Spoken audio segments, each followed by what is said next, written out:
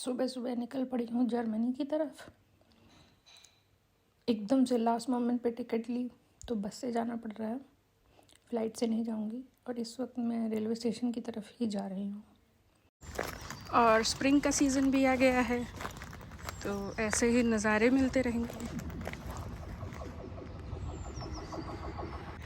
और हमको वो वहाँ जाना है, वहाँ है रेलवे स्टेशन।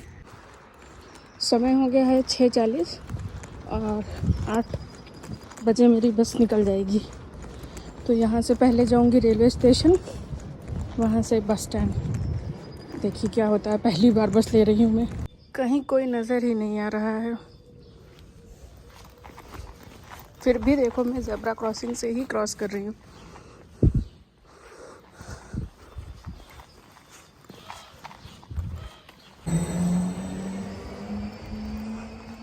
कौन बताएगा कि अगर ये इंडिया में होता तो इसका क्या हो चुका होता।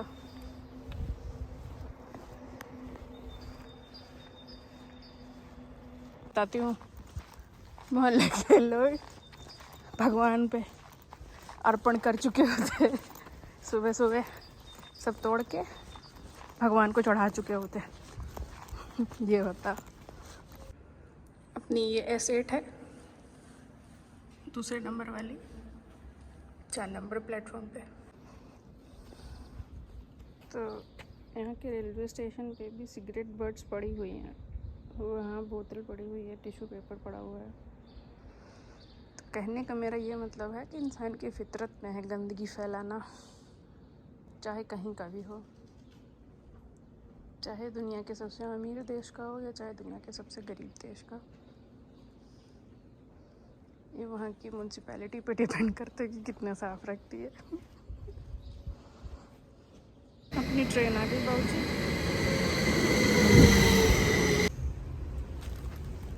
चल पड़ी है गाड़ी। और ये निकल पड़ी जर्मनी की तरफ। Richtig schützt.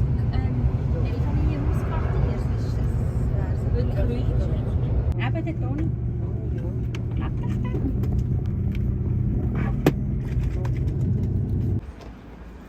और 3.5 घंटे में म्यूनिख पहुँच भी गए।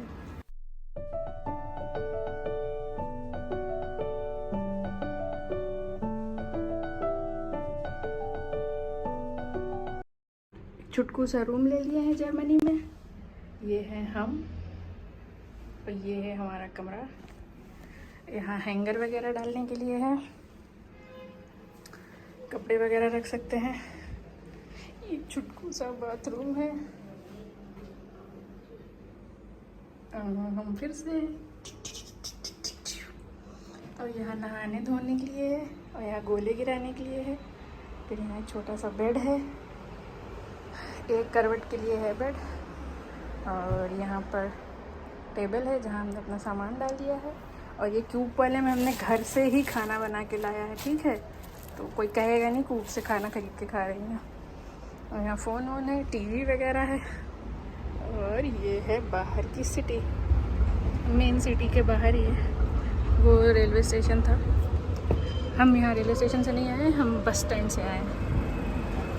और ये भी स्विट्ज़रलैंड जैसा है, पूरा यूरोप एक जैसा ही दिखता है, पर अच्छा दिखता है। पूरा टूरिस्ट वाली फीलिंग आ रही है।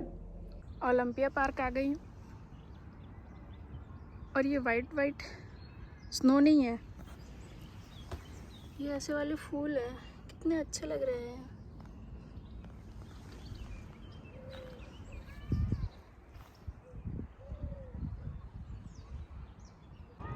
ये है असली व्यू। वो BMW म्यूज़ियम। यहाँ हवा इतनी अच्छी चल रही है, इतना अच्छा नज़ारा है। बच्चे घुमंडी खा रहे हैं, वो लोग सेगवे से घूम रहे हैं। वो देखो लौट रहा है। मैं होती तो मैं भी यही करती।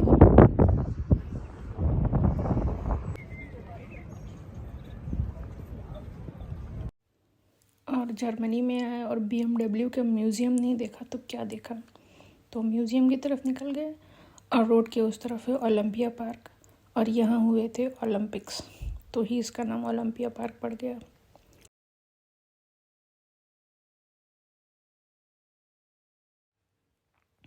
और ये म्यूज़ियम अच्छा तो बहुत था, और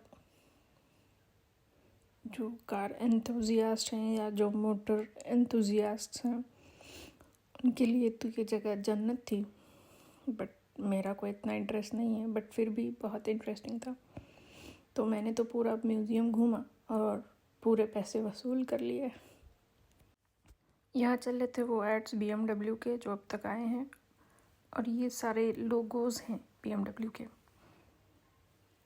यहाँ पर बाइक्स रखी हुई थी जो कि बहुत इंटरेस्टिंग बाइक थी, और ये वाली मुझे अच्छी लगी।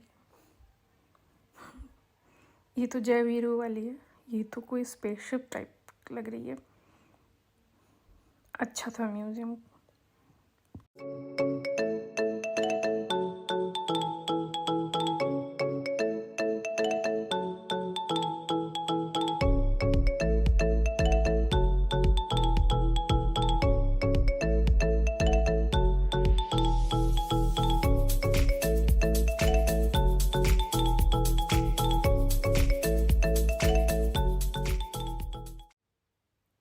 और मुझे पर्सनली ये कार बहुत अच्छी लगी, और ये इनका सेव एनवायरनमेंट का थीम बहुत ही आर्टिफिशियल लग रहा था।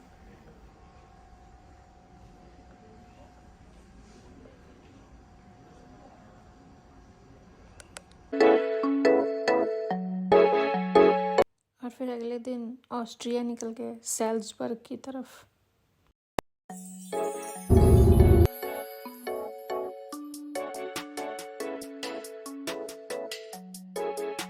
और कभी कभी सफ़र खूबसूरत लगता है मंजिल से भी। और मैं कब सो गई बस में मुझे पता ही नहीं चला, और देखते ही देखते मैं ऑस्ट्रिया में थी।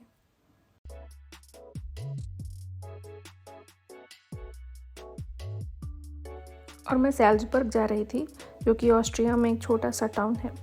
और ये मोज़ार्ट एक पेंटर और एक American movie the sound of music उसके लिए बहुत फेमस है। और अगर द साउंड ऑफ म्यूज़िक आपको देखनी है तो यूट्यूब में फ्री में पड़ी हुई है, अच्छी मूवी थी।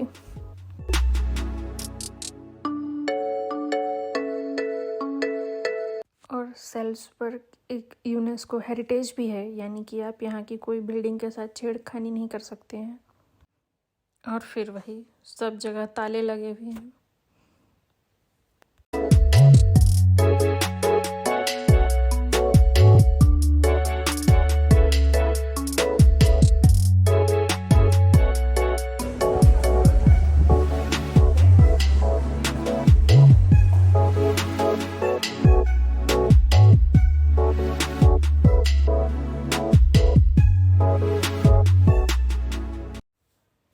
और ये टाउन मुझे बहुत अच्छा लग रहा था, बहुत अच्छी वाइब आ रही थी, काफ़ी क्लीन है और एकदम क्लासिक यूरोपियन फीलिंग दे रहा था।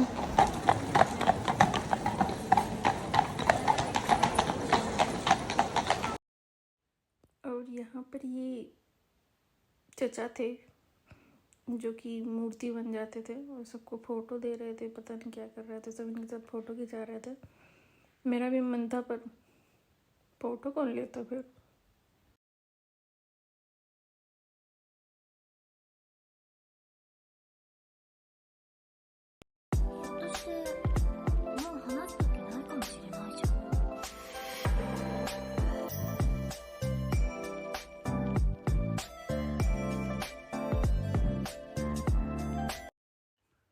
और साउंड ऑफ म्यूज़िक मूवी में जो घर दिखाया है ये वही घर था, और ये खिड़कियों में वो बच्चे थे। और यहाँ के लोगों को कोई फ़र्क नहीं पड़ता कि वो लोग कौन थे, कौन मूवी थी, वो तो अमेरिकन्स ने आके इस जगह को फेमस कर दिया है। और मेरे पीछे ये फाउंटेन बहुत ही अच्छा था, मैंने अपना आधा समय यही निकाल दिया इसी के पास बैठे बैठे।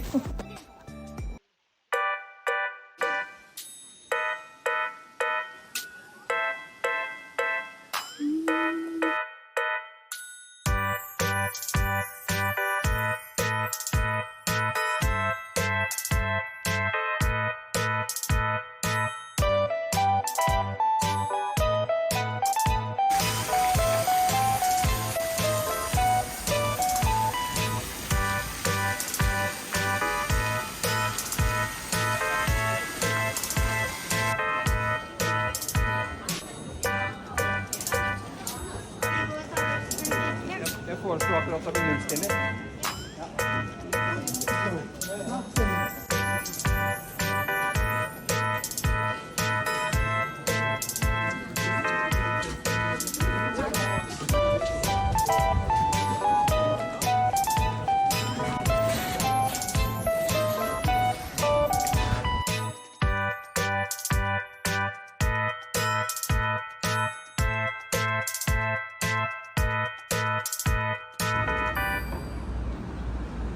मेरे पास समय तो बहुत कम बचा था, लेकिन घूमने के लिए बहुत कुछ था।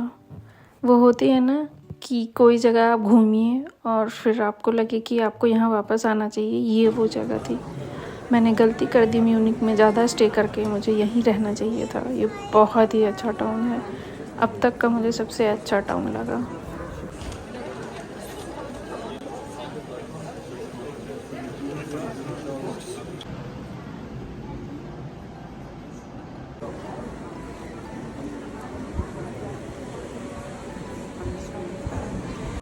फिर यहाँ से घूमने के बाद मैं बस की तरफ निकल पड़ी, क्योंकि हम दूसरे विलेज जा रहे थे। सेंट वुल्फ गैंग करके एक विलेज है, वहाँ जा रहे थे। लेकिन फिर रास्ते में मुझे अच्छी अच्छी चीज़ें दिखती गई और मैं रुक के उनकी फ़ोटो निकालती रही और फिर पछताती रही कि मैं क्यों कम स्टे कर रही हूँ यहाँ।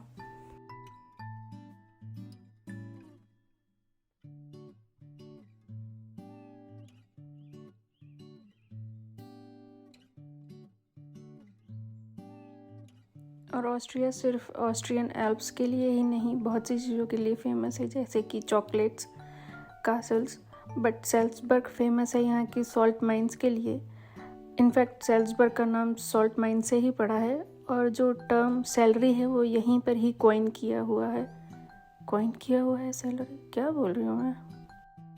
और एक बात की तो गारंटी है, इस कासल में जो भी राजा रहता होगा, एक का नाम तो लुइस ज़रूर होगा। हर जगह कंस्ट्रक्शन।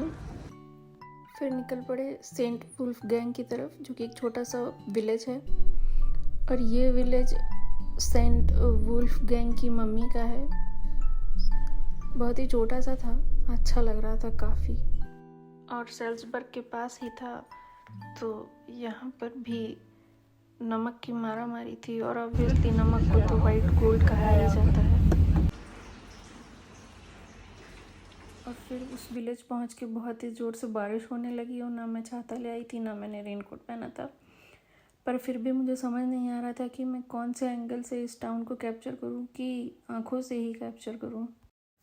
और यहाँ की भी कहानी है कि यहाँ के जो सेंट थे वो यहाँ के चर्च बना रहे थे, पर ये बहुत कठिन हो रहा था उनके लिए चर्च बनाना। तो वहाँ पर एक दिन डेविल आया और उसने बोला कि मैं हेल्प करता हूँ, लेकिन जो भी जानवर इसमें घुसेगा वो उसका हमेशा हमेशा के लिए गुलाम बन जाएगा। तो वो सेंट थे, उनके पास हमेशा वुल्फ रहता था, तो उन्होंने वुल्फ को ही पहले उस चर्च में जाने दिया।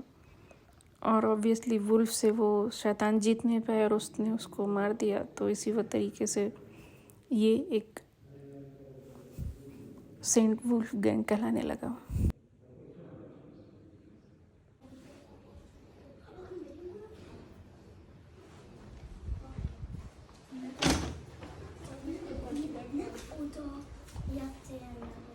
और भाई जो चर्च के पीछे नज़ारा था वो तो आउट ऑफ दिस वर्ल्ड था, बट फिर भी इसी वर्ल्ड का था। और मेरा फिर यहाँ से जाने का बिल्कुल मन नहीं कर रहा था। और फिर मुझे समझ नहीं आ रहा था कि इसको कैब से कैप्चर कर लूँ या इस पानी में मैं छलांग लगा दूँ। तो ये है कि तैरना नहीं आता और पानी भी ठंडा ही होगा वो।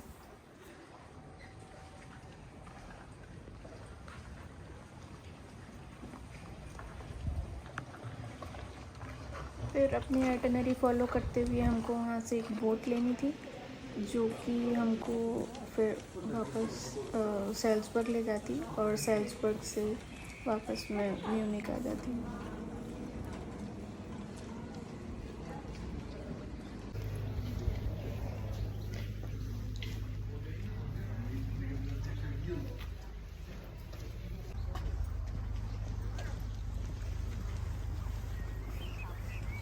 और आइटनरी के हिसाब से हमको यहाँ पर बोट मिलती, जो कि इस लेक में हमको लेके जाती।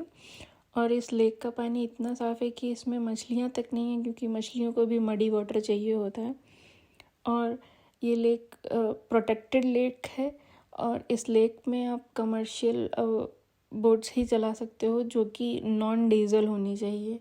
आप प्राइवेट बोट्स नहीं चला सकते हो इसमें। और वो लोग कितने लकी हैं यार जिनका घर है यहाँ पर।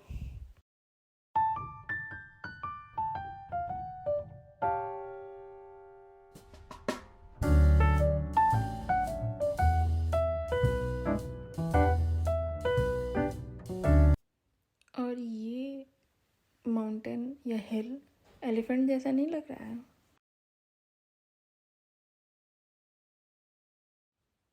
और यहाँ पर हरे के कितने सारे शेड्स हैं, डार्क ग्रीन से लाइट ग्रीन तक, और ब्लू के भी कितने सारे शेड्स हैं।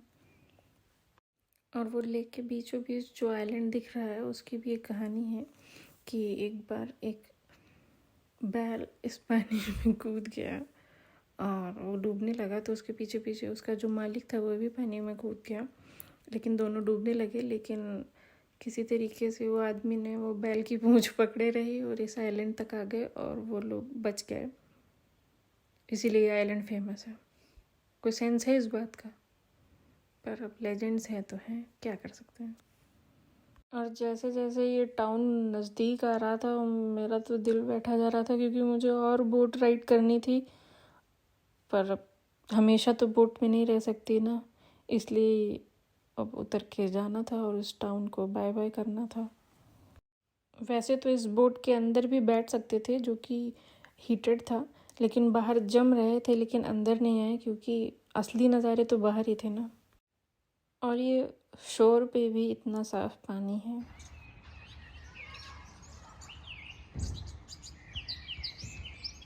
और इसमें ये चिड़ियों के चहक कहानी की आवाज़ मैंने अलग से नहीं डाली है, नेचुरल है। और इस कंट्री को बाय बाय कर दिया अभी के लिए, और फ्यूचर में कोशिश रहेगी कि यहाँ दोबारा आएंगे। Thank you.